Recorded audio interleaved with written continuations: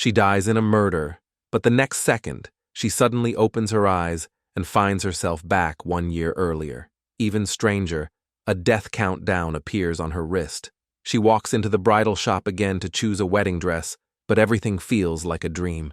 But the sales clerk says the exact same words as a year ago, and the same wound reappears on her left wrist. Only then does she realize she has truly returned to the past. The moment she sees her fiancé, the hatred she felt before dying surges back. Without hesitation, she pulls the pen from his pocket, slashes the wedding dress, and shoves the bouquet into his face. Since fate gives her another chance, she vows to make everyone who hurt her pay the price. And the beginning of all this hatred starts a year ago. That day, Yi-ju paints a family portrait, planning to give it to her mother as a gift for the gallery's opening.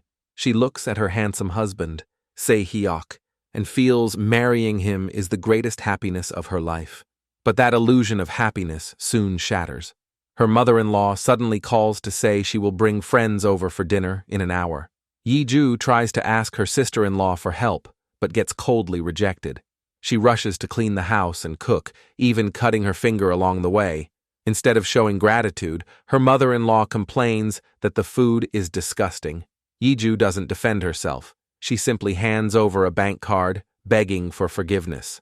Reluctantly, her mother-in-law accepts it, even demanding she help Se-hyuk secure a higher position at the company.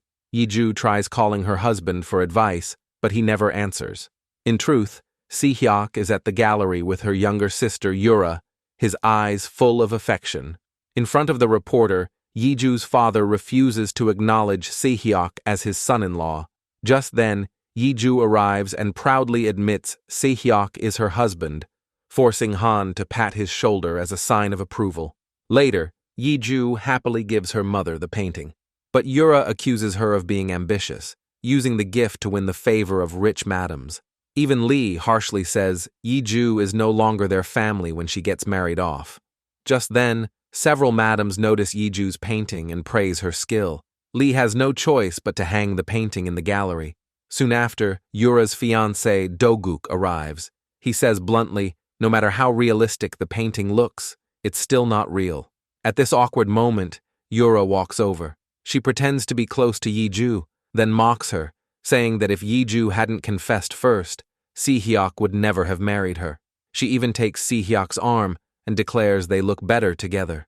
Yi-ju is humiliated, while Se-hyuk gazes at Yura with tenderness instead of pushing her away. To calm herself down, Yi-ju runs into the restroom, but almost bumps into Do-guk on her way out. He can't help asking if she's really that dense or just pretending to be dense. Her husband and sister never take her seriously. But Yi-ju refuses to face reality.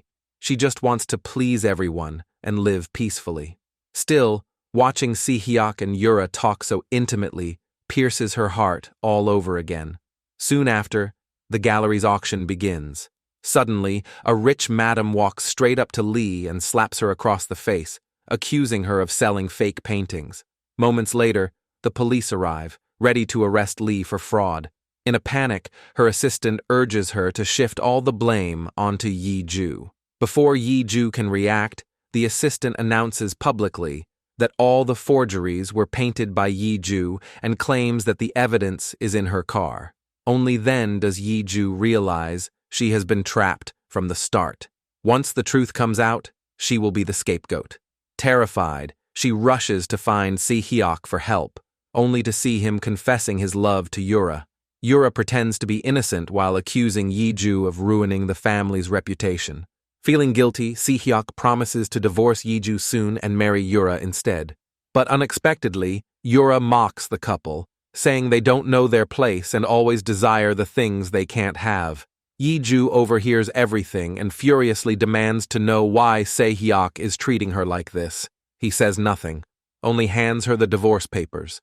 Coldly, he tells her he only married her out of pity. Every time he saw her desperately trying to please his parents, he saw his own pathetic self. Just then, the police arrive. Yi-ju, unwilling to be wrongly accused, runs away. On the way, Lee calls her repeatedly, urging her to surrender. Betrayed by her husband and abandoned by her family, Yi-ju completely breaks down, She doesn't even see the car speeding toward her. To make things worse, a speeding truck hits her, leaving her with even more injuries. Later, she's rushed to the hospital. The doctor tells Lee that Yiju has multiple fractures and severe organ damage. Surgery isn't possible, and all they can do is monitor her condition. Lee shows no sadness. She even enters the room and unplugs the ventilator. As Yiju slowly regains consciousness, Lee admits from the get-go she never liked her. Back at the orphanage, all the other kids ignored her. Only Yiju tried to win her favor. That's exactly why Lee adopted her, just to see how long she could hide her ambition. After all these years, Yiju is still the same, pathetic, submissive, and foolish. Before leaving, Lee coldly says, "In your next life, don't be too nice." To cover up her crime, she orders her assistant to plug the machine back in. Though the doctors try to save Yiju, it's too late. In her final moments, Yiju prays in despair. If fate ever gives her another chance, she'll risk everything to take revenge on them. Luckily, fate takes pity on this poor woman, and the first thing Yiju does after being reborn is cancel her engagement to Se-hyuk. But Se-hyuk insists he truly loves her and refuses to let go. Yiju tells him she's long been aware that the one he truly loves is Yura. He chose her only because he thought he never stood a chance with Yura. And though Yiju is adopted, her family is rich. Marring her would help his family out and could stay by Yura's side. Se-hyuk has no choice but to drop to his knees, begging her to change her mind. He confesses that his mother was scammed and now owes a huge debt, so he needs to marry Yiju to turn his life around. He swears he'll treat Yiju well and never let her suffer again. But this time, Yiju doesn't fall for his sweet talk. She turns around and walks away without hesitation. When she gets home, she accidentally overhears Yura talking about her new crush, a rich heir named Doguk. She wants to marry him, hoping her mother will step in to help. Yiju sneers and decides to take away everything Yura desires, just like she did back then. She meets up with a reporter friend to dig for information about Doguk. To her surprise, Doguk turns out to be Anne's cousin, and says that although Doguk is handsome, he's arrogant and picky, and he probably won't be interested in Yiju. But Yiju stays confident, claiming she can win him over in 10 minutes. She then asks An to find out the time and place of Doguk's meeting with Yura the next afternoon. The next day, Yiju arrives early at the cafe. Unexpectedly, Doguk greets her by name and explains he's already looked into Yura's family background. Yiju doesn't waste time and directly proposes a marriage alliance. Doguk finds it amusing and asks what advantages she has. After all, if he must get married, he'll choose the better of the two. Then he pulls out a hotel key card, implying that sex appeal is also an advantage. Yiju feels offended and hesitates, when suddenly Yura shows up. To completely ruin Yura's plan, Yiju grabs the key card and follows Doguk upstairs. Seeing how nervous she looks, Doguk teases, "You could get gobbled up." But once they enter the room, Yiju finally relaxes. It's just his office. Doguk tells her that if she shows her nerves before a deal, she become easy prey. Yiju is about to argue back when Yura calls. She hangs up immediately and decides to stay the night.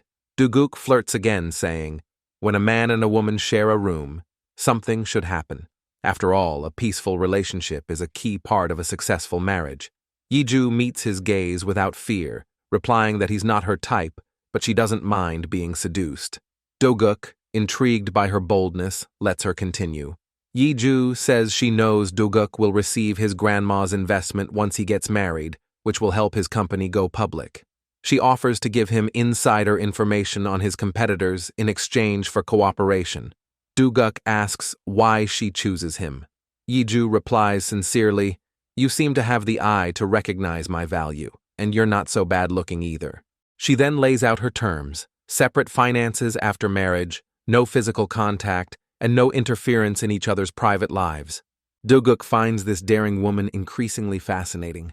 Eventually, they clink glasses and seal the deal. As the mood lightens, Yiju drinks a bit too much, and Doguk thoughtfully ties her hair up. She suddenly confides that when she was dying, her life flashed before her eyes, but not a single moment was worth remembering. It proves she never had a happy life. So this time, she's determined to rewrite her tragic fate. With that, She collapses into Do-guk's arms, and he can't resist, gently touching her face. The next morning, Yi-ju wakes up to find Do-guk sleeping beside her, and regret floods her heart. She quietly sneaks out, only to see dozens of missed calls on her phone. As soon as she gets home, Lee slaps her hard and yells at her for seducing her sister's fiancé. Yura bursts into tears, accusing Yi-ju of wanting to call off the engagement only because Se-hyuk doesn't care enough about her. Yi-ju finds the whole thing absurd and asks if they're acting in a soap opera. She even declares that she slept with Do-guk last night and tells them to stop clinging to such stupid fantasies. Lee flies into a rage and orders people to lock Yi-ju in her room until she agrees to marry Se-hyuk. Staring at the mural on the wall, Yi-ju silently sheds tears. Ever since she was little, whenever she made a mistake, Lee would lock her in this room. It feels like a prison she can never escape. But this time, Yi-ju has already made a backup plan. Earlier, she asked her friend to secretly take photos of her and Do-guk being intimate, hoping to use public opinion to force both families to accept their relationship. Unexpectedly, all the reports get blocked by Do-guk's side. Anne curiously asks if she really slept with him. Yi-ju says she drank an entire bottle of red wine last night and remembers nothing. But when she ties up her hair, flashes of Do-guk touching her lips suddenly come back, making her panic. At the same time, Do-guk can't stop thinking about last night's sweetness, his heart burning, but he's also angry. The woman who told him she wanted to marry him yesterday hasn't contacted him all day. Unable to hold back, he returns home and announces he's marrying Yi-ju. The entire family is shocked. Even his grandma suspects he's only marrying the loan shark's daughter because his company's running out of money. As everyone argues, Do-guk gets a call from Yi-ju begging for help. To her surprise, he demands that she say something cute, like, "Save me, Prince Charming." Though disgusted, Yi-ju has no choice but to do it. Hearing that, Do-guk feels satisfied, immediately leaving his bewildered family behind and rushing to her house. Meanwhile, Lee notices Yi-ju trying to call for help and tells her to wake up. She says, "Spending a night together means nothing, and Do-guk just had some fun with you. Because no man would ever love a woman abandoned by her own mother." Yi-ju's eyes well up with tears. Then, Do-guk really shows up like a Prince Charming and rescues her from the cage.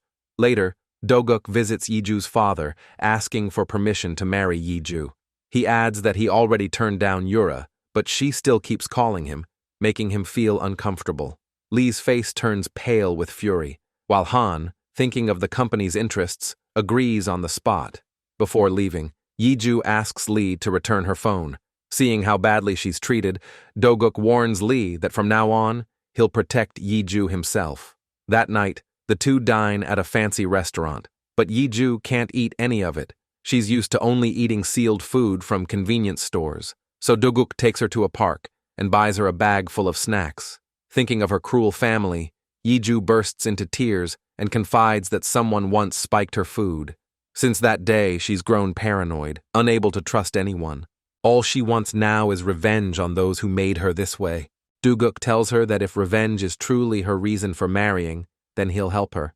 Then he picks a wildflower by the road, uses it as a ring, and proposes to her.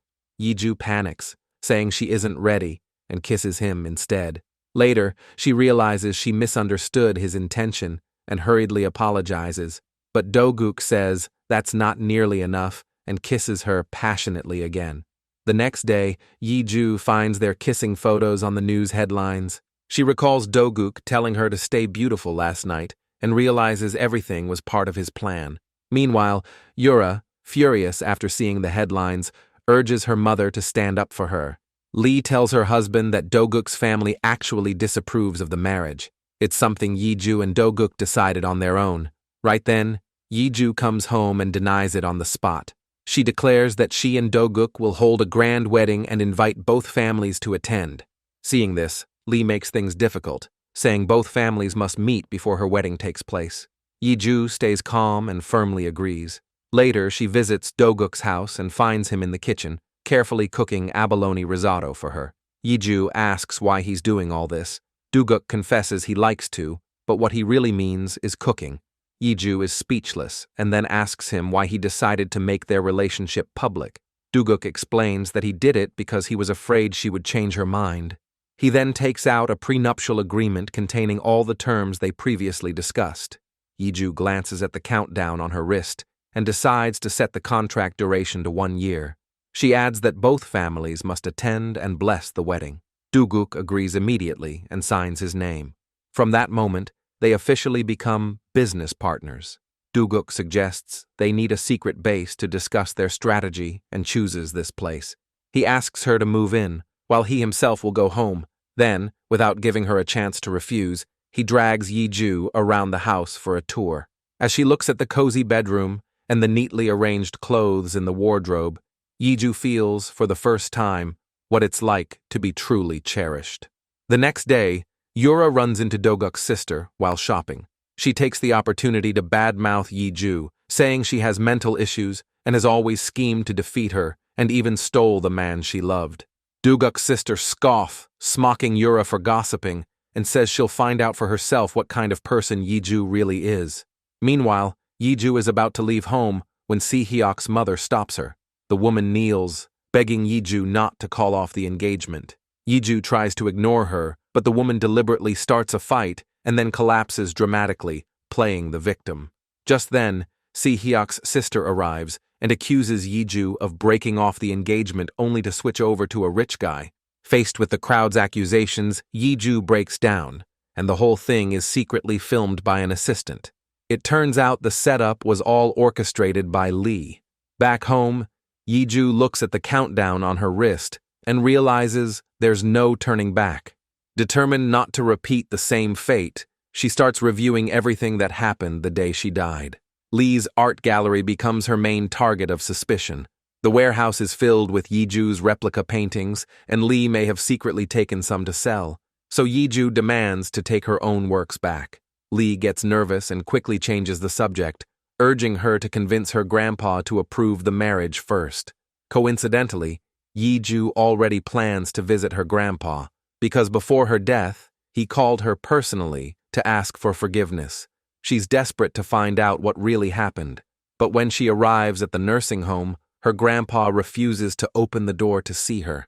With no other choice, Yeju turns to Anne for help. Anne reveals that Doguk's mother, Cha, has been hearing all kinds of gossip about Yeju lately. Yeju ponders for a moment. If she suddenly shows up on the rich madam's battlefield, Cha will be in for a shock. Anne also thinks Yeju's straightforward personality might actually earn Cha's admiration. During a cooking class, a snobbish lady publicly mocks Doguk for being obsessed with an adopted girl from goodness knows where. Cha gets furious and immediately argues back. Just then, Yeju appears and announces that she is the woman soon to marry Doguk. Cha can tell Yeju isn't here just to learn cooking, so she invites her for a cup of tea. Unexpectedly, Yura is already waiting in the private room. It turns out Cha has never approved of Yeju and hopes she can concede to her little sister. Yeju refuses to back down. She believes Cha can understand her. After all, Cha also got married against her family will, just like Yeju. As the tension rises, Doguk suddenly shows up to take Yeju home.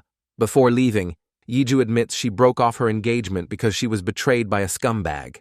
She had sworn never to love again, but meeting Doguk makes her feel warmth for the first time in years. She adds that even if Doguk ever betrays her one day, at least he has a feisty mother who'd never let him get away with it. As expected, her words win Cha over, and she immediately refuses to accept the gift Yura sent. Back home, Yeju and Doguk discuss how to get their family's blessing. Doguk suddenly suggests that Yeju should fall in love with him for real. Since Yeju's family isn't powerful enough to form a business alliance with his, marriage for love might be the only way to gain approval. Then he sits beside her and confesses affectionately. Even though Yeju knows it's all an act, his words still unsettle her, keeping her awake all night. Late at night, she quietly walks into the living room and finds Doguk sweating in his sleep, trapped in a nightmare. She gently pats his shoulder and comforts him until he calms down. The next morning, Cha visits her son's house, only to find the two cuddled up together. Yeju quickly explains that nothing happened. Cha says she's not an oldie and considers herself open-minded, but she's shocked to see Doguk isn't woken up since he always struggled with sleep. Eventually, Cha agrees to their marriage, and tells Yiju to arrange a meeting between both families. But she adds one condition: it must be kept secret from Doguk. When Yiju's father hears the good news, he immediately cancels his weekend appointment. Even Yiju's grandpa personally calls to urge Han to go ahead and plan her wedding. Lee, furious and humiliated, warns Yiju not to think she's already won. Nothing is decided yet. Yiju ignores her words and simply reminds her to manage her expressions better. At the weekend gathering, Lee looks displeased, complaining that Cha chose such a shabby place for the meeting. She even mocks Yiju in front of everyone, saying she's merely an adopted girl who's accomplished nothing because she lacks ability. Yiju feels embarrassed and nervously rubs her hands. Doguk takes her hand and declares that Yiju is more than good enough for him. Otherwise, he wouldn't have decided to marry her. Encouraged by his words, Yiju smiles and admits she still has much to learn. Then she presents a painting she copied by hand as a gift for Doguk's grandma. Grandma loves it and orders it to be hung on the wall immediately. Seeing this, Lee panics and pulls Yiju aside. That painting, she says, is one she recently sold to a rich lady for a high price. Yiju calmly explains that she told the lady the painting had an issue during transit, so it was returned. She even shows a certificate of authenticity with Lee's own signature on it. That document is enough to expose Lee for selling forgeries. Yiju says she needs to marry Doguk at all costs and warns Lee to stop messing with her. The assistant, eavesdropping nearby, smirks mysteriously. Back home, Lee vents all her anger on the assistant, scolding him for failing to manage the gallery properly. She quickly tracks down the sold forgeries, refunds the buyers, and destroys all the transaction records. Meanwhile, Yiju senses that someone is secretly watching her. She rushes out and discovers it's the assistant, then realizes Lee sent him. Unexpectedly, he doesn't deny it, but instead proposes an alliance. Apparently, he has his own resentment toward Lee. After learning that her mother's plan has failed again, Yura grows frustrated and goes out drinking. Si-hyuk, waiting outside, immediately follows her. Yura confides that Yiju is about to marry Doguk and begs Si-hyuk to help her break them apart. In reality, the only reason Yiju can marry Doguk is because she promised Cha she would help him return to the family company within 6 months. It turns out that Doguk chose to start his own business because he didn't want to fight his big brother Jung over the family inheritance. This task is a huge challenge for Yiju. That night, she packs her bags and moves into Doguk's house, but Se-hyuk is already waiting by the door, trying to win her back. He warns her that Doguk is a dangerous man who once pushed Jung off a boat, leaving him permanently disabled. Out of guilt, Doguk gave up his inheritance. Yiju freezes in shock as Se-hyuk hugs her, begging her to come back to him. She quickly pushes him away and hurries inside, unaware that Yura has secretly taken photos of the scene.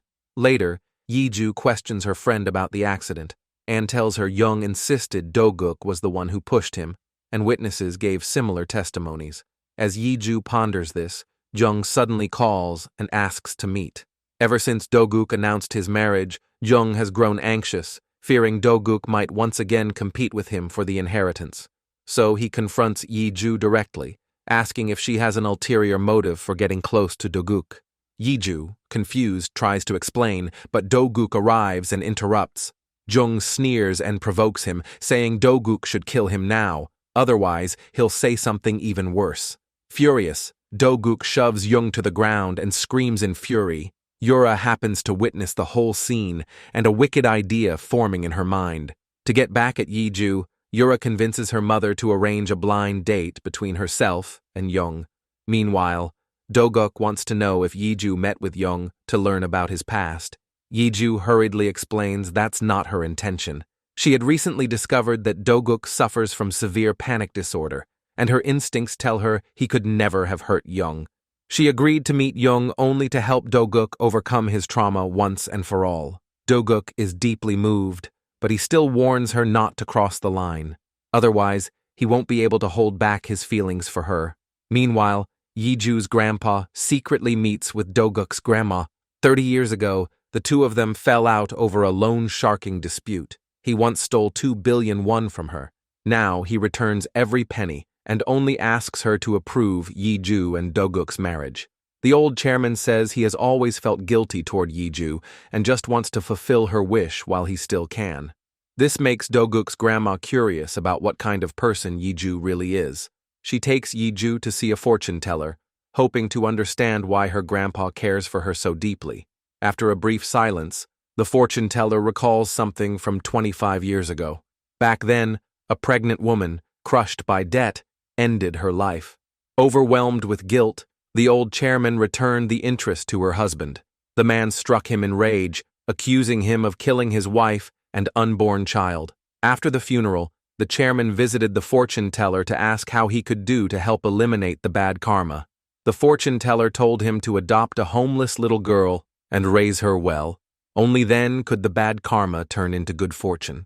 Then she adds meaningfully that in her eyes, Yiju looks like she's not dead or alive. After parting with Do-guk's grandma, Yiju visits her grandpa, personally handing him her wedding invitation and urging him to stop feeling guilty. The old chairman doesn't respond, but instead takes out an old photo of Yiju and her birth mother, now too blurry to see clearly. He tells her to look closely and says she's an exact mix of her mother and Han. Yiju freezes, realizing her adoptive father is actually her biological one. Just then, Lee's voice comes from outside. The chairman quickly hides Yiju in the closet but accidentally drops the photo. When Lee enters, she immediately notices it.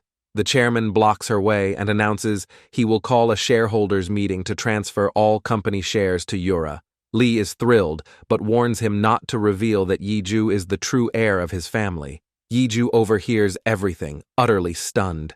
Meanwhile, Do-guk goes to Yiju's room and happens to see her sketchbook. The last page shows the car crash scene from her previous life. Suddenly, a sharp pain pierces his head, and flashes of the car accident flood his mind. Soon, the wedding day arrives. Lee approaches Yiju, claiming her father is too sick to attend. Yiju knows Lee is doing this to humiliate her. Anger surges. She almost hurls a vase at Lee. Do-guk stops her just in time, telling her to stay calm. He reminds her that today she must appear as the most radiant and happiest bride, making everyone envy her. He solemnly promises he will do everything he can to help her take revenge. Moments later, under everyone's gaze, the couple walks slowly into the ceremony. In front of everyone, Yiju silently vows to destroy this wicked woman once and for all. During their honeymoon, Do-guk opens up and talks about the accident from his childhood. Back then, the whole family was attending a cruise party. He tried to tease Jung, who stood by the railing, but startled him so badly that Jung dropped his phone into the sea. That phone was the only things from Jung's birth mother. Enraged, Jung tried to push Do-guk overboard to retrieve it, but Do-guk resisted. In the struggle, Jung fell into the water and injured his leg nerves. Since then, he has blamed Do-guk, who has lived with guilt and eventually left home to start his own company. After telling the story, Do-guk holds Yiju's hand and says softly, "I like you a lot." Back in their room, Yiju confesses to him that she is actually Han's biological daughter. Do-guk feels heartbroken for her, tells her not to hold back, just cry. He hopes she can feel at ease when she's with him at least. Yiju kisses him impulsively, but admits she can no longer love anyone. Do-guk doesn't care and even tells her to use him all she wants. In the romantic atmosphere, the two share a hot night together. Strangely, a death countdown also appears on Do-guk's wrist. After the vacation, Yiju immediately meets her grandpa to learn what really happened in the past. It turns out her mother once came to him with a pregnant belly, begging him to let her marry his son, but he strongly objected and gave her a large sum of money to leave. Soon after, he heard that both Yiju and her mother died in a fire. Feeling deep guilt, he visits the fortune teller again and learns that the girl adopted by his family is actually Yiju. As for when Lee discovered Yiju's true identity, he has no idea. After learning the full truth, Yiju decides to begin her revenge. That night, she tells her father she wants to take over the gallery. Yura immediately objects, refusing to let Yiju steal what belongs to her. Yiju then shows a news article revealing that Lee has already sold her paintings to the US. She sneers and adds, "Thanks to your promotion, I've accidentally become famous." As for the profits, she says she'll split them 50-50 with the gallery and reminds Lee not to forget to transfer her share. Yura, furious, vows on the spot to marry Jung and take back the gallery. She even seduces Sehyok, turning him into her loyal lapdog. The two end up spending a passionate night together. Sehyok believes he finally has a chance to marry the woman he loves, but Yura never intends that. Soon, she appears at a family dinner as Jung's girlfriend. The entire family is shocked. Do-guk's sister scolds Yura for falling for both brothers and mocks her for not being able to live without a man. The brothers nearly come to blows. Later, Yi-ju meets her father and hints that Jung isn't a nice guy, urging him to persuade Yura to give up the relationship. Han agrees and praises Yi-ju for becoming so mature. Yi-ju gently massages his shoulders and quietly takes a strand of his hair. She intends to confirm whether she is truly his biological daughter. That night, Han blames Lee for pushing Yura's marriage with Jung, saying she's ruining the company's reputation. Lee, furious, wants to seize the old chairman's shares, but finds out he has secretly left the nursing home. Panicked, she goes to the fortune teller, only to learn that Yi-ju already knows her true identity. She screams in rage. Sensing things are turning against her, Yura urges Sehyok to dig up dirt on Yi-ju. Sehyok hesitates, but Yura tearfully plays the victim and accuses him of letting her down.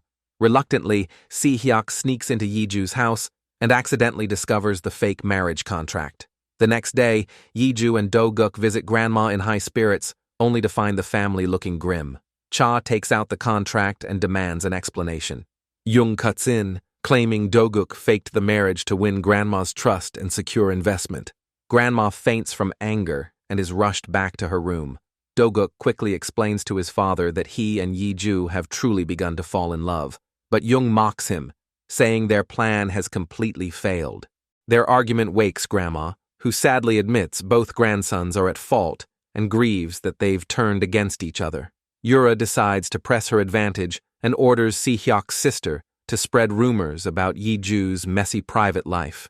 She even uploads a video showing Sehyok's mother kneeling for forgiveness and being shoved away. The post goes viral, and netizens begin attacking Yi-ju. Sehyok demands his sister to delete it, but she hangs up and admires the luxury bag Yura gave her instead. During a cooking class, a wealthy lady notices tension between Cha and her daughter-in-law and says, "Divorce is no big deal these days." She even offers to find Do-guk a nice new bride. Cha explodes, accusing her of cursing her son's marriage, and the two argue heatedly. Yi-ju starts recording on her phone, threatening to call the police. The woman lashes out, calling Yi-ju an adopted brat, and slaps her. Without hesitation, Yi-ju slaps her across the face. The teacher, Jamie, steps in and announces that the whole incident has been recorded. Only then does the chaos finally come to an end. Afterward, Cha admits that she has slowly started to like Yi-ju, but right then, she learns that Yi-ju has deceived her. Yi-ju is about to explain when Do-guk appears and talks about the misery she has suffered in the Han family. He then shows a video of Sehyok's mother kneeling, revealing that the mastermind behind it is Yi-ju's adoptive mother. Cha is shocked. Although she feels sorry for Yi-ju, she still finds it hard to forgive the deception. Do-guk kneels down and begs his mother to help them. Seeing this, Cha's eyes harden with resolve. She decides to go see Lee herself. Lee secretly feels delighted, convinced that this time Yi-ju will surely be abandoned by her mother-in-law. But on the surface, she pretends to look regretful. Cha immediately exposes her, questioning why she, who values her reputation so much, seems pleased when her daughter's caught in scandal. Lee argues that she's only trying to look dignified. Cha cuts her off, declaring that Yura and Jung must break up. Lee is stunned. She never expected Cha to let Yi-ju off so easily.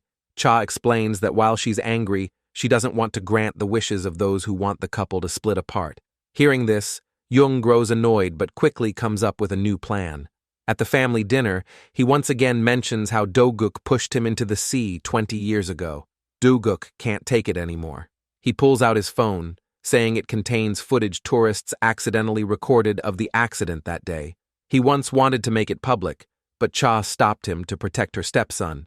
Seeing that the truth can no longer be twisted, Jung lies, claiming he was too young at the time and must have remembered it wrong. To stop the brothers from arguing, their grandma grabs Do-guk's phone and smashes it. She orders Do-guk to return to the family company and compete with Young openly. She will choose a successor within a year. After the family conflict settles, Do-guk meets with Se-hyuk and shows him a video of him sneaking into his house. He warns that if Se-hyuk's sister doesn't delete the post, he will hand the evidence to the police. During the cooking class, the ladies gossip about Yi-ju and make cruel remarks, but this time, Yi-ju doesn't argue. Jamie approaches to comfort her and cooks something delicious. Yi-ju finds it strange. She can hardly eat anyone else's food, yet she can eat what Do-guk and Jamie make. Jamie seems fond of Yi-ju and hopes to be friends. Yi-ju gladly agrees and asks her for cooking tips. That's when she notices a burn scar on Jamie's arm. Jamie openly talks about surviving a fire, saying she keeps the scar as a reminder never to forget that tragedy. After class, Yi-ju visits Grandma and cooks for her. She confides that once someone put pills in her food, so she sees eating as survival, not pleasure. But after meeting Do-guk, she starts to enjoy his cooking and wants to make good food for him too. Grandma sternly asks if she likes Do-guk. Yi-ju answers firmly, "I like him a lot." After Yi-ju leaves, Grandma remembers what Do-guk once said, that he wanted to keep Yi-ju by his side through a contract. Because after meeting her, he felt like he had found home. Seeing how much they love each other, Grandma decides not to stand in their way anymore. On her way home, Yi-ju gets a call from the assistant, saying he has found the nanny who was kicked out by the Han family. The moment they see each other, both burst into tears of joy. After a brief exchange, the nanny reveals the truth about what really happened years ago. That day, Lee returned home furious, unleashing her temper on Yi-ju. Later, Yi-ju collapsed after dinner due to poisoning. Lee was convinced the nanny poisoned the food and threw her out of the house. Worried for Yi-ju's safety, the nanny sneaked back to check on her. Suddenly, she heard footsteps and hid in the closet, but overheard Lee shouting, "How dare you crawl back in here? You must want me to kill you." The nanny also reveals that a man used to visit Lee, and he looked like a delinquent. Meanwhile, Se-hyuk's sister has already deleted the post, but Do-guk is unsatisfied. He demands evidence that Yura is involved. Wanting to protect the woman he loves, Se-hyuk insists Yura has nothing to do with it. Do-guk laughs, asking if he even knows Yura already has a boyfriend. Se-hyuk refuses to believe him until he sees Yura discussing marriage with another man. Then he realizes he's been deceived. Now his sister is arrested, he's about to be sued by Do-guk for trespassing, while Yura acts as if nothing happened, happily dating someone else. Clinging to his last hope, Se-hyuk begs Yura to help him and his sister. As expected, Yura coldly says it's all their own doing and has nothing to do with her. Left with no choice, Se-hyuk kneels before Yi-ju and apologizes. He admits he shouldn't have used her to get close to Yura, realizing it's led to irreversible consequences. Yi-ju agrees to forgive him, but only if he does something for her. Soon after, the company holds a board meeting and appoints Do-guk as Minister of Safety Management and Eco-Friendly Business. Jung objects, saying Do-guk's wife's scandal is damaging the company's reputation, but Do-guk calmly replies that public opinion has already shifted. Under Yi-ju's direction, Se-hyuk confesses he was the one who first fell for Yi-ju's sister and slandered Yi-ju at her command. Everyone wonders who Yi-ju's sister is. Do-guk reveals that her name is Yura, Jung's fiancée. He then exposes negative reviews about Jung's construction project. Nearby residents complain that the site goes against guidelines to force workers to stay and work late, which disrupts their rest. Do-guk warns Jung to stop bothering his wife and focus on his work. Unable to argue, Jung swallows his anger. Meanwhile, Cha takes Yi-ju to Han's company to demand an explanation. Unexpectedly, Yura pretends to be weak and pleads for forgiveness. She admits she acted out of jealousy and even offers to give up her right to inherit the gallery.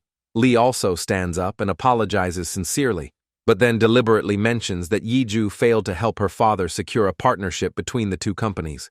Right then, the secretary rushes in with bad news. The project has fallen through. Han nearly faints from rage. Lee keeps stirring things up, insisting that Yiju's real goal is to ruin them. Then, she hands Han a few pills she's prepared, promising to manage the company on his behalf. Soon after, Yiju visits her father and warns him that Lee is plotting to become the new chairwoman of his company. But Han doesn't believe her and declares he wants nothing more to do with her.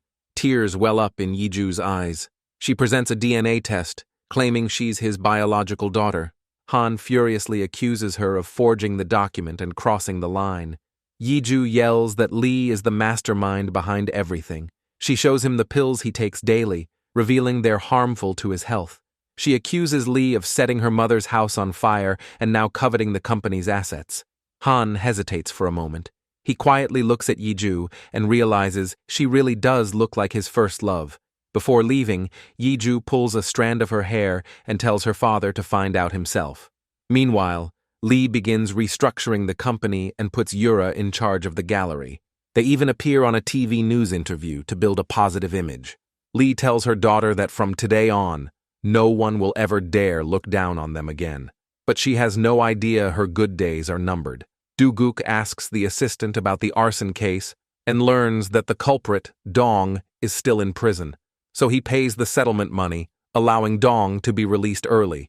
Doguk wants to know if Dong acted under Lee's orders to kill Yiju and her mother. Dong doesn't answer, only hinting that Lee used to be his lover. Duguk understands his intention and promises that if he ever tells the truth, he'll pay him a large sum of money. At the same time, Yiju notices a woman holding 5% of the company's shares, and the address matches that of her cooking class. Out of curiosity, she visits Jamie to ask why she invested in such an unprofitable company. Jamie doesn't answer but offers to help her deal with Lee. She even gathers information about the other shareholders, planning to hand it over to Yiju. Faced with all these coincidences, Yiju carefully asks, "Are you my birth mother?" She notices that Jamie bears burn scars and has the same name as her father's first love. Suddenly, Jamie breaks down in tears, apologizing over and over to Yiju and insisting she never abandoned her. She explains that after escaping the fire, her father told her Yiju had died. Heartbroken, she moved to the US with him. Only on his deathbed did he reveal the truth, that her daughter survived and was sent to an orphanage. Jamie immediately returned to Korea to search for Yiju's whereabouts. She's afraid Yiju might resent her, so she doesn't dare reveal her identity. She just wants to quietly stay by her side as a friend. They hold each other and cry, vowing to make the wicked Lee pay. Unbeknownst to them, Lee overhears their conversation and flees in panic. She quickly orders her men to kidnap the old chairman and force him to sign the stock transfer papers. The old chairman rips the contract apart and tries to drag Lee to hell with him. Enraged, Lee locks him up, but as soon as she steps outside, she finds Dong waiting at the door. She immediately tells her assistant to send Yura home, then takes Dong to a secluded place. Dong warns her that someone is investigating the arson case. Lee lashes out, blaming him for failing to kill Yiju and her mother. She orders him to clean up the mess and eliminate Yiju once and for all. Soon after, the shareholders' meeting begins. Lee claims that her husband's health is deteriorating and proposes to remove him from his position as chairman. Before the voting begins, Yiju and her mother both voice their objections, but Lee ignores them and orders her men to throw them out. Just then, the assistant arrives with the old chairman. Earlier, while retrieving items from the warehouse, he accidentally discovered the old chairman tied up. Now, as the largest shareholder, the old chairman publicly rejects Lee's proposal. He exposes her for faking medical records to claim he had dementia and promises to personally undergo a psychiatric evaluation soon. He then announces that he will transfer all his shares to Yiju. Knowing she doesn't have the ability to run the company, Yiju announces on the spot that she will hand it over to a professional manager. The shareholders burst into applause, while Lee slips away in disgrace. Back home, she keeps complaining to her husband, but Han explodes in anger, calling her shameless for coveting the chairman's position. Before Lee can react, the old chairman arrives with Yiju and the nanny, exposing all of her misdeeds. Han throws a DNA test report in her face, proving that Yiju is indeed her biological daughter. Even so, Lee feels no remorse and insists that Yiju is a fake. Furious, Han throws her out of the house. With all her credit cards frozen, Lee has no choice but to stay at Dong's place for a while. What she doesn't know is that Dong has already been bribed by Do-guk, and now keeps a close watch on her every move. Meanwhile, Yura has no appetite and keeps feeling nauseous. She takes her food to the kitchen, only to overhear her father and grandfather talking. Han admits that he has always felt Yi-ju resembles him more than Yura, but he can't accept that a child of unknown background looks like him, so he has kept ignoring Yi-ju all these years. Now, he has no idea how to earn her forgiveness. Seeing her family immersed in sorrow, Yura grows bitter inside. She doesn't want to stay in this house anymore, so she goes to Young for help. But Young isn't interested in her family drama. He urges her to sell her mother's hidden fake paintings to help him become the heir. Yura says she'll think about it, then begs him to give her a place to live. Soon after moving into a hotel, she discovers she's pregnant. When Lee hears the good news, she instantly regains her fighting spirit. This baby could help Young become the heir, and she can use the opportunity to change her own situation. That night, Lee meets with Dong again and orders him to take care of Yi-ju as soon as possible. But Dong demands half the payment up front. Lee tells him to be patient, revealing she has multiple works by a well-known painter, any of which collectors would rush to get their hands on. Little does she know, their conversation has already been leaked. The assistant reveals that whenever Lee needed money, she auctioned off one of the famous artist's paintings, but no one knows where she got them. Yi-ju suddenly remembers that in her previous life, a wealthy lady exposed Lee at an auction for selling fakes. She suspects a ghost painter is producing the forgeries somewhere. Meanwhile, Dong visits the gallery and notices Yura looks a little like him. He starts to suspect that Lee had his child without telling him. Hearing that, Yura can't help but start doubting who her real father is. In a hurry, she goes to her grandfather, demanding to know who Dong really is. The old chairman reveals that Dong once dated her mother, and that her mother even ordered him to kill Yi-ju and her mom. Yura never imagined her mother could be this cruel and terrifying. To make matters worse, Yi-ju informs her that the gallery will have to close down. Earlier, experts examined the gallery's paintings and confirmed that they're all forgeries. Yi-ju advises her to cut ties with her deceitful mother before it's too late. Yura refuses to believe it and runs to confront her mother, only to find her still lying to her friends. All of it leaves Yura utterly terrified. She secretly takes a DNA test and finds out she isn't her father's biological daughter. In a panic, she swallows the report, determined to keep the truth hidden forever. Meanwhile, Do-guk overhears that Lee is heading out to retrieve the famous painter's works. After getting the news, Yi-ju rushes over, only to realize it's the same nursing home where her grandpa once lived. Just then, Lee spots Yi-ju standing by the roadside and orders Dong to drive straight into her. At the last second, Do-guk appears and blocks the speeding car. He holds Yi-ju tightly, relieved that he didn't lose her again like last time. Yi-ju is about to ask what he means when the police arrive and arrest Lee and Dong. Yi-ju's mother shows up soon after and files charges against Dong for attempted murder. Realizing everything has been exposed, Dong plays a recording that proves Lee ordered her to do it. Lee tries to deny it, claiming the audio is fake. Right then, the assistant appears and reveals that he is the painter's son. He accuses Lee of keeping his father imprisoned for years for her own gain, and he also provides evidence of her embezzlement and secret slush fund. In the end, Lee is sent to prison on multiple charges. Back home, Yi-ju asks Do-guk why he said he didn't lose her again like last time. Do-guk doesn't know how to explain himself. In his panic, he accidentally knocks over the glass. When Yi-ju rushes to check his hand, she's horrified to see a death countdown on his wrist too. Only then does she realize that Do-guk has also traveled back in time. And even more shocking, the driver who hit her that day was Do-guk himself. At that time, he tried to save the unconscious Yi-ju, but blacked out as well. When he woke up again, he had somehow returned to a year ago. All this time, Do-guk has blamed himself for Yi-ju's death, which is why he doesn't know how to confess the truth. With those words, he leaves the house in shame, leaving Yi-ju heartbroken and lost in sorrow. After losing her mother, Yura plans to use her unborn child to force Jung into marriage, but Jung pays no attention to her words, because he has more important matters to deal with. A major safety accident has occurred on his construction project, and he plans to blame the dead workers. To distract his family, Jung publicly announces that Yura is pregnant with his child. Grandma is overjoyed, but Cha looks at Yura with suspicion. Meanwhile, Do-guk senses something off about the accident.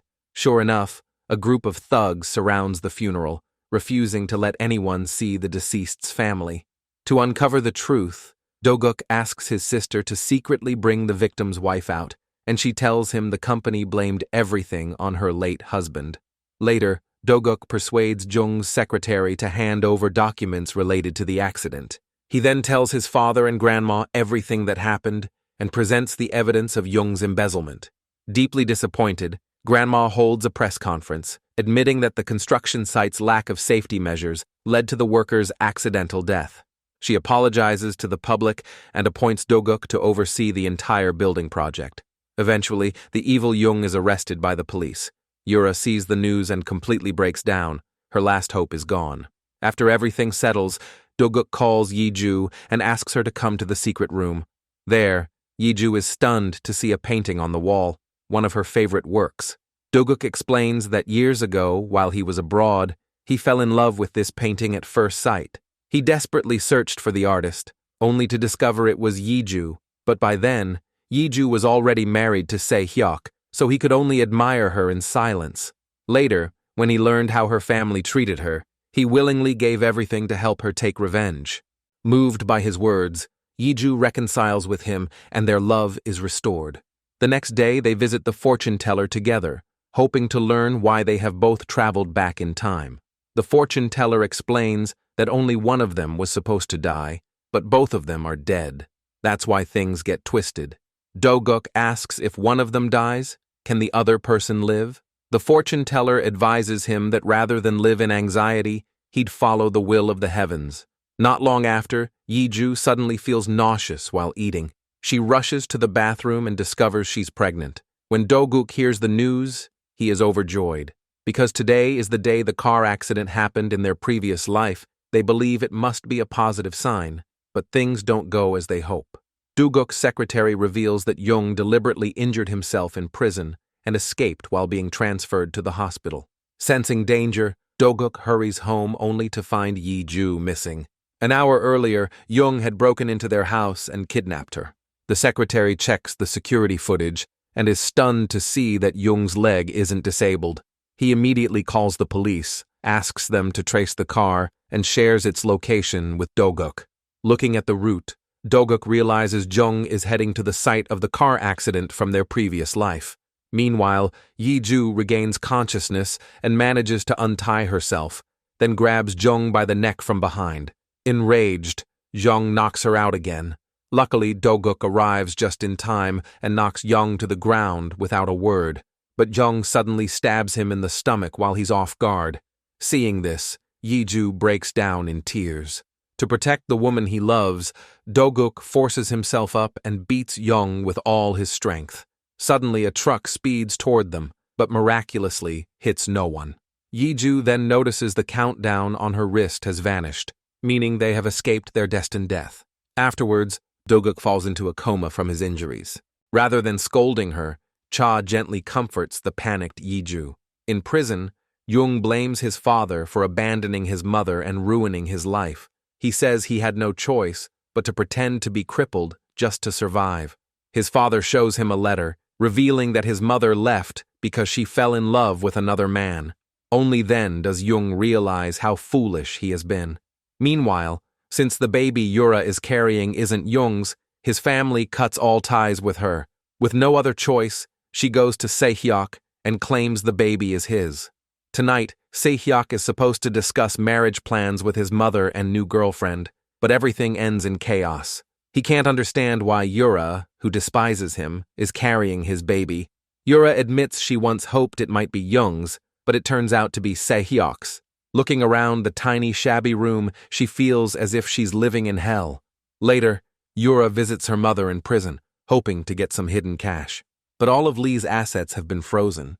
Realizing her mother is useless to her now, Yura cuts ties with her on the spot. Elsewhere, Yiju prays sincerely to the gods, hoping Do-guk will wake up soon. Miraculously, he slowly opens his eyes. Yiju bursts into tears of relief and joy as she holds him tight.